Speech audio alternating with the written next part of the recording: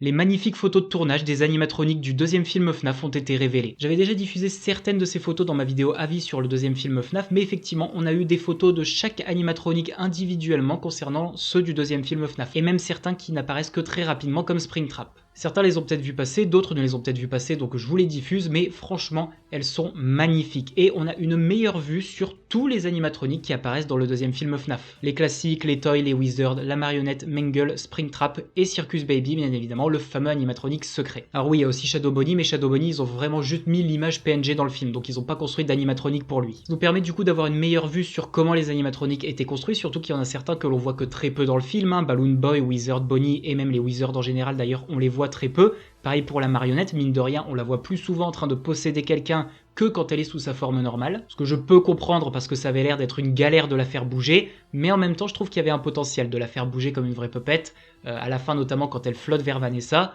Ça c'est quelque chose qui aurait pu très bien marcher si on la voyait un peu plus sous sa forme normale. Et surtout les deux animatroniques qui m'intéressent le plus parmi ces photos, vous vous en doutez, c'est Circus Baby et Springtrap. Déjà Circus Baby c'est un caméo qui dure à peine 10 secondes, mais vous allez pas me faire croire que Jim Henson Company se sont fatigués à construire un animatronique aussi beau et aussi détaillé, et surtout me faites pas croire que Scott et Blumhouse ont payé cher juste pour que ce truc apparaisse 10 secondes seulement dans le deuxième film. C'est sûr que Circus Baby va avoir d'une manière ou d'une autre un rôle dans le troisième film, du moins c'est ce que je pense. Dans le film, on voit ses yeux s'allumer tout seul et se tourner vers Vanessa. Vous allez pas me faire croire que Circus Baby, à ce moment-là, elle est pas possédée. Un animatronique normal, un robot normal n'agirait pas comme ça tout seul de son plein gré. Voilà, il y a plein de théories. C'est possible que Circus Baby soit déjà hanté par un gosse, qui ait peut-être eu un gosse qui était déjà mort à l'époque, voire peut-être que c'est Garrett dans Circus Baby, parce que Garrett, on sait toujours pas où il est forcément quelque part. Voilà, il y a plein de théories qui alimentent Circus Baby, qui pourrait potentiellement revenir dans le troisième film, avec peut-être les autres animatroniques de Sister Location. On va peut-être apprendre que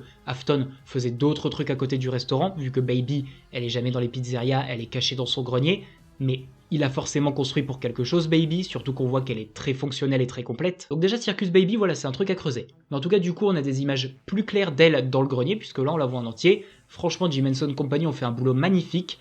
Elle fait plus de 2 mètres, elle est très grande, elle est accurate à la taille qu'elle fait dans les jeux, elle fait plus de 2 mètres, et elle pèse plus de 200 kg.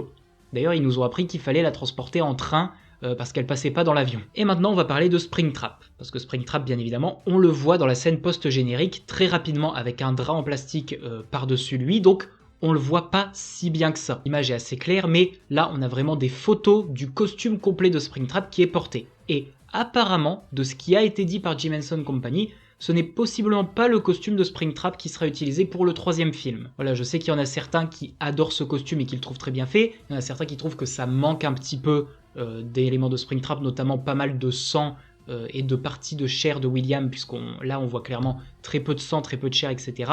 C'est possiblement pas le costume qui sera utilisé. Ou alors, c'est le costume qui sera utilisé, mais il sera retouché, et là il n'est pas encore fini. En même temps, ils l'ont utilisé qu'à peine 10 secondes dans la scène post-générique, donc ils l'ont peut-être fait rapidement, et au final, ils l'amélioreront. Bon, malgré tout, moi je le trouve très bien ce costume, c'est un costume qui représente très bien Springtrap, c'est franchement accurate par rapport au jeu, même s'il n'y a pas toute la partie boyau, chair, rouge qui dépasse et tout, c'est quand même très accurate, le costume est extrêmement endommagé, d'ailleurs il va falloir nous expliquer pourquoi en seulement 2 années ça a été autant endommagé, à moins que la scène post-générique se passe encore 2 ans après, en 2004, sachant que le deuxième film se passe en 2002, mais j'ai du mal à y croire, donc peut-être qu'il y a une ellipse, mais en tout cas, j'ai du mal à croire qu'en seulement 2 ans, ça se soit autant détérioré, donc il va falloir nous expliquer. Par contre, normalement, Afton a eu le temps de bien pourrir et décomposer dans le costume. Ça, normalement, en 2 ans, oui, un corps humain, ça va vite. En tout cas, j'ai très hâte de voir comment il sera utilisé. J'espère que le troisième film FNAF va aller un petit peu plus loin dans le gore, le sang et le trash, dans le sens où il faut quand même qu'on voit qu'à l'intérieur de Springtrap, il y a le corps de William en décomposition. Peut-être qu'à un moment, il ouvrira son masque et qu'on le verra. En tout cas,